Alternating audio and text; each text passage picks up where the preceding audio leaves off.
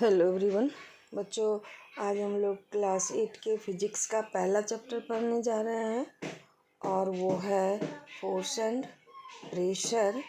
तो फिर से मेरा मन हुआ मैं कुछ वीडियो बनाऊं आप लोगों के लिए, तो इसके लिए मैंने क्लास 8 को पहले चुना और उसमें फिजिक्स का पहला चैप्टर है क्लास 8 का फोर्स एंड प्रेशर। ओके, तो वो फोर्स एंड प्रेशर जो हम लोग अपने डेली लाइफ में बहुत जगह यूज करते हैं और बहुत जगह उसका यूज होता भी है, लेकिन हम लोग उसका रीज़न नहीं जानते हैं कि ये घटना क्यों हो रही है, इसके पीछे क्या कारण है।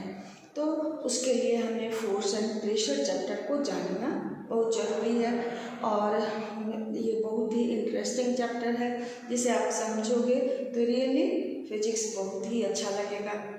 ऐसे तो फिजिक्स के बारे में हम लोग जानते हैं, physics is the study of nature and natural phenomena. Non living thing के बारे में हमें पढ़ना है, तो ऑब्वियसली थोड़ा सा तो लगता है, बट अगर आप समझ लें टॉपिक को तो ये आपके लिए बहुत ही इंटरेस्टिंग होगा और आप फिजिक्स को पढ़ना एंजॉय करो, पढ़ने में एंजॉय करोगे। ठीक है, तो let's start that chapter topic force. तो ये हमारा टॉपिक है, चैप्टर का नाम है फोर्स एंड प्रेशर और उसमें एक टॉपिक जो है हमारा पहला वो है फोर्स। तो बच्चों, जब कभी आप किसी चीज़ को पुश करते हो, पुल करते हो, तो क्या कहते हैं, आप कहते हो कि उसने प्रेशर डाला, हमने प्रेशर लगाया। हम लोग बोलचाल भाषा में ये कहते हैं, लेकिन फोर्स एंड प्रेशर ये दोनों दो टर्म हैं, उसे हमें जानना जरूरी है। तो अब देखते हैं हम लोग कि ये फोर्स है क्या। जब किसी चीज़ को आप पुश करते हो, धक्का मारते हैं या खींचते हैं, तो वहाँ हम लोगों ने क्या लगाया, फोर्स लगाया। तो पुश और pull applied on an object is called force. अब जब वो पुश और पुल किसी ऑब्जेक्ट पर एग्जर्ट होगा तो होगा क्या, अगर ऑब्जेक्ट रेस्ट में है तो या तो मोशन में आ जाएगा या आने की कोशिश करेगा। अगर ऑब्जेक्ट रेस्ट में है तो मोशन में आ जाएगा या मोशन में आने की कोशिश करेगा।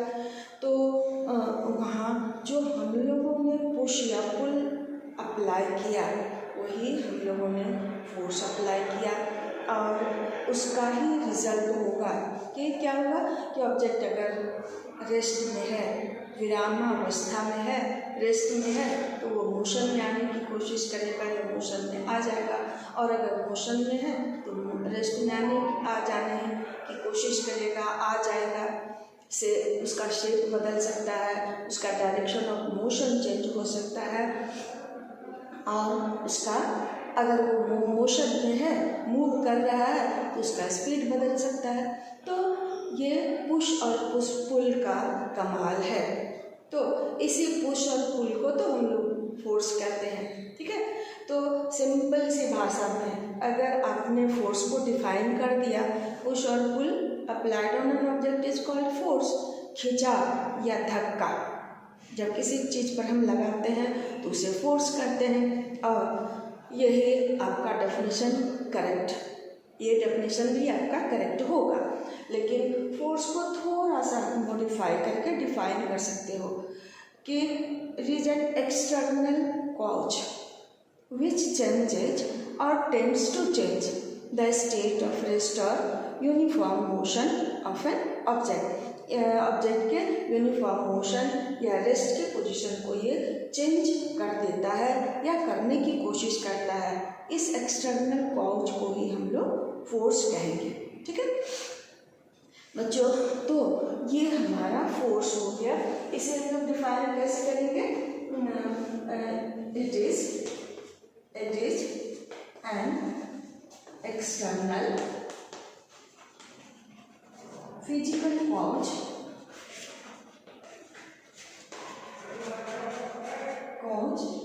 which changes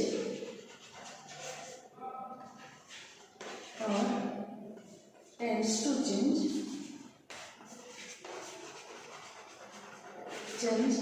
the state of rest और यूनिफॉर्म मोशन,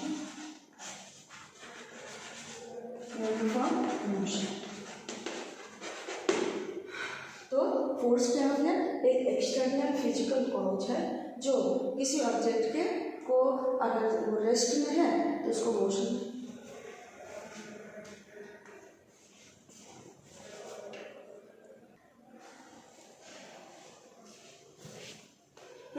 तो क्या करेगा? अगर कोई ऑब्जेक्ट रेस्ट में है तो उसको मोशन में लाने की कोशिश करेगा, अगर मोशन में है तो उसको रेस्ट में लाने की कोशिश करेगा या ला देगा, उसे ही हम लोग फोर्स कहते हैं बच्चों। तो ये जो फोर्स का डेफिनेशन आया, फोर्स के बारे में हम लोग जानेंगे ये हुआ कैसे। हम एंशियंट टाइम में भी हमारे एंसेस्टर लोग भी तो फोर्स का उपयोग करते होंगे, लेकिन ये फोर्स का एग्जैक्ट डेफिनेशन कहाँ से आया उसके लिए हम लोग थोड़ा सा रिकॉल करते हैं सर आइजैक न्यूटन के बारे में, जिन्होंने न्यूटन्स अपना लॉ दिया था किसके लिए? ग्रेविटेशन के लिए, तो जिसे हम लोग अभी भी न्यूटन्स लॉ ऑफ ग्रेविटेशन के नाम से जानते हैं। आप ग्रेविटी शब्द को सुनते होंगे, इसके बारे में जानते हैं। और न्यूटन ने ही अपना न्यूटन लॉ ऑफ मोशन दिया था, न्यूटन ने अपना गति का नियम दिया था और उस गति के नियम से ही हमें इस फोर्स का डेफिनेशन मिला था। तो ऐसे तो न्यूटन ने अपना 3 नियम दिया था, 3 लॉ दिया था। उसमें जो पहला लॉ था बच्चों ध्यान से सुनोगे तो जरूर समझिएगा। उसमें पहला लॉ क्या था कि अगर कोई ऑब्जेक्ट रेस्ट में है या यूनिफॉर्म मोशन में है तो वो रेस्ट में और यूनिफॉर्म मोशन में तब तक रहेगा जब तक कि उस पर कोई एक्सटर्नल फोर्स नहीं लगे, बाहर से कोई उस पर कोई हम फोर्स नहीं लगाएं तब तक वो ऑब्जेक्ट रेस्ट में रहेगा।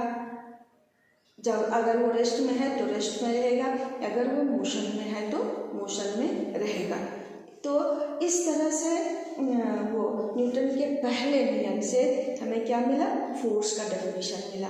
उसमें एक और भी डेफिनेशन था, उसे अगर आप समझना चाहो, समझने की कोशिश करो तो समझ सकते हो। दूसरा क्या था? एक डेफिनेशन मिला था इनर्शिया का।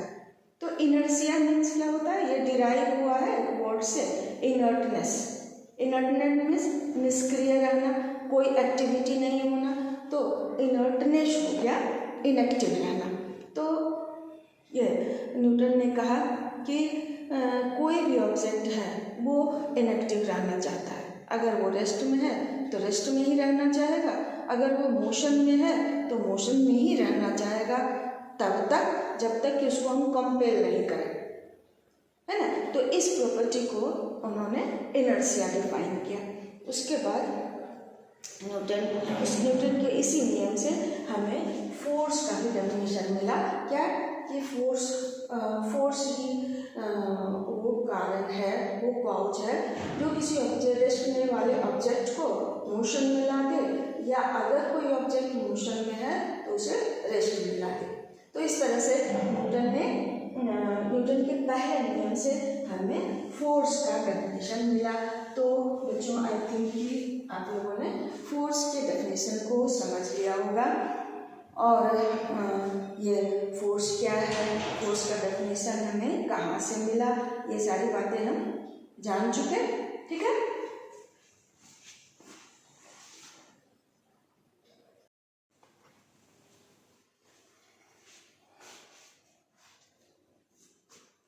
हेलो बच्चों, तो अभी तक हम लोगों ने फोर्स का डेफिनेशन जाना। अब हम लोग देखते हैं एसआई यूनिट ऑफ फोर्स क्या है। SI unit of force, unit of force. SI unit का नाम सुना है ना आप लोग? किसको कहिएगा आप लोग? तो हम लोग तो ऐसे बोल देते हैं स्टैंडर्ड यूनिट ये है। तो इसका फुल फॉर्म हुआ international system of units, international system international day units in British language. तो इस यूनिट का ऑल ओवर द वर्ल्ड में यूज होता है, इसलिए हम लोग इसको स्टैंडर्ड यूनिट कहते हैं। तो ऐसा यूनिट ऑफ फोर्स होता है Newton after the name of scientist sir Isaac Newton. ठीक है, assigning of force Newton after name of scientist sir Isaac Newton. और ये जो न्यूटन था लिखा गया था किसके लिए, केजी मीटर पर सेकेंड स्क्वायर के लिए हम लोग न्यूटन लिखते हैं। ये थोड़ा बड़ा यूनिट होता है इसलिए इसको सिंबल में छोटे यूनिट के रूप में हम लोग न्यूटन लिखते हैं। ठीक है,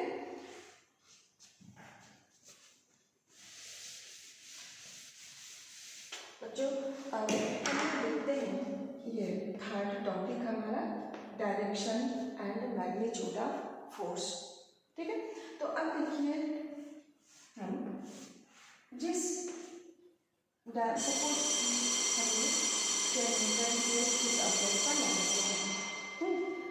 लेफ्ट टू राइट, तो ऑब्जेक्ट या तो मूव कर जाएगा या मूव करने की कोशिश करेगा। तो जिस डायरेक्शन में हम लोग फोर्स लगाए, ऑब्जेक्ट उसी डायरेक्शन में मूव किया और वही क्या कहलाता है, डायरेक्शन ऑफ फोर्स। मतलब क्या, फोर्स को डायरेक्शन होता है। किसी ने हमें आगे की ओर पुश कर दिया, हम आगे की ओर गिर जाते हैं, इसका मतलब डायरेक्शन ऑफ फोर्स आगे की ओर है और हम उधर गिर जाते हैं, सब कोई ऑब्जेक्ट गिर जाता है। तो then that means that force has direction also and also it has magnitude. Magnitude means क्या है, how stronger the force is, force कितना स्ट्रॉन्ग है ना, वो किससे पता चलेगा, फोर्स के मैग्नीट्यूड से।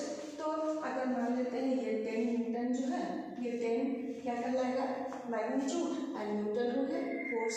तो यहाँ 10 हमारा मैग्नीट्यूड और न्यूटन यूनिट हो गया।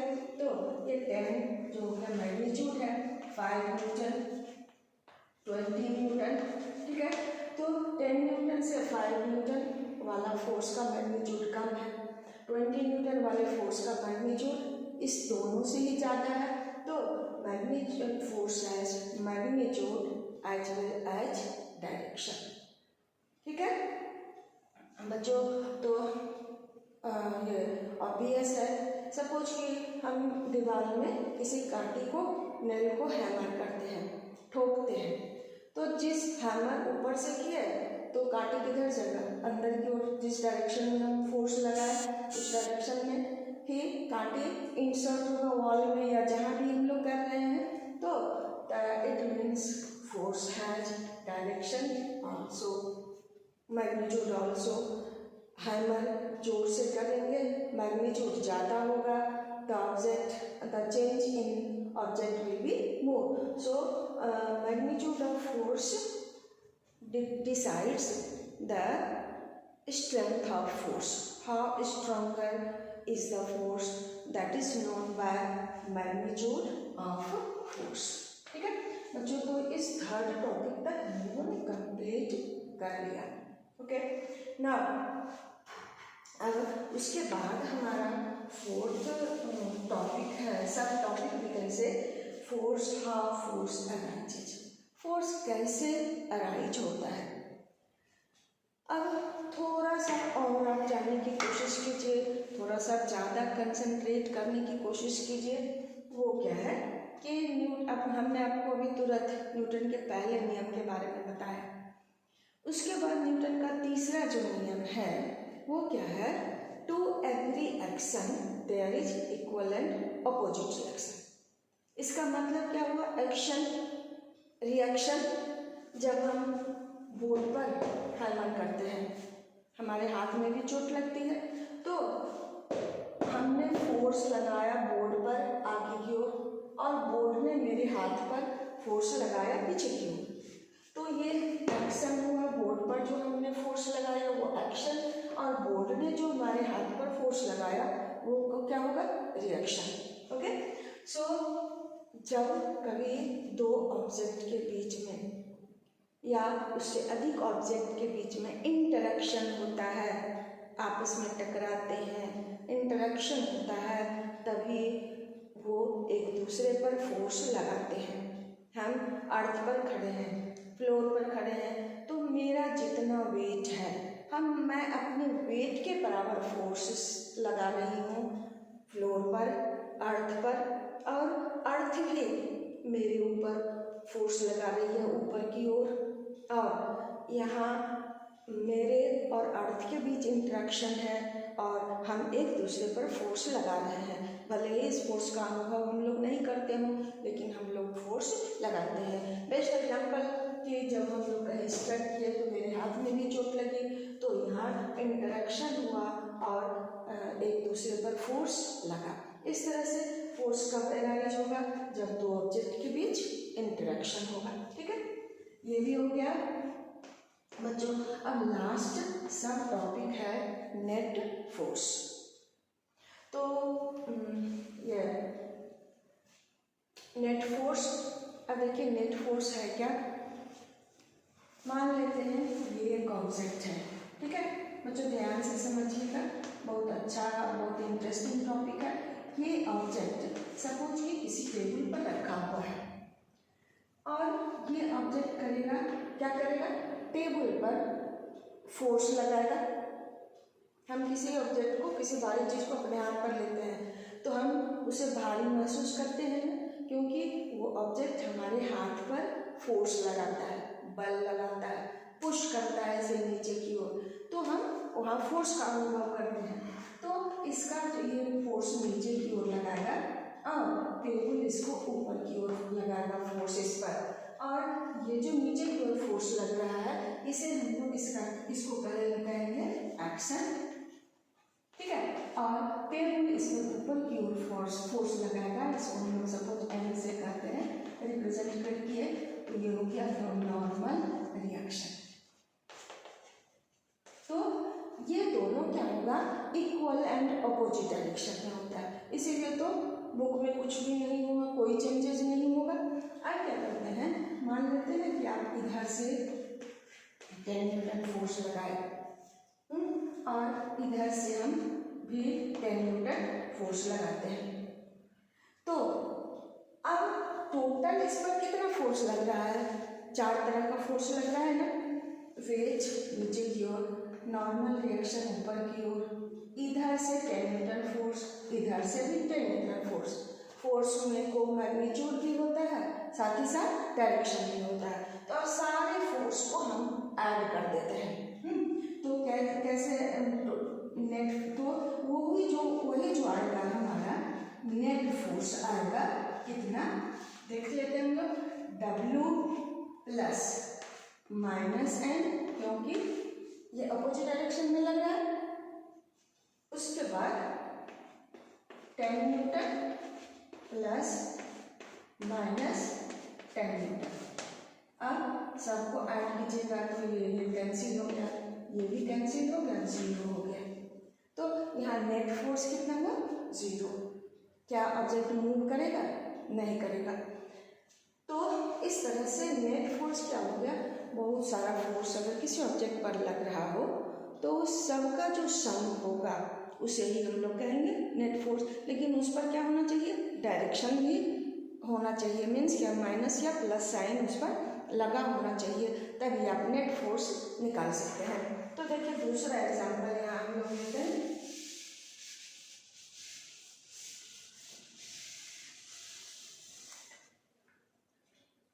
फिर से लेते हैं, एक ऑब्जेक्ट है, इधर से इस पर हम लोग 5 न्यूटन फोर्स लगाए और इधर से 10 न्यूटन फोर्स लगाए, तो नेट फोर्स इस पर कितना हो गया?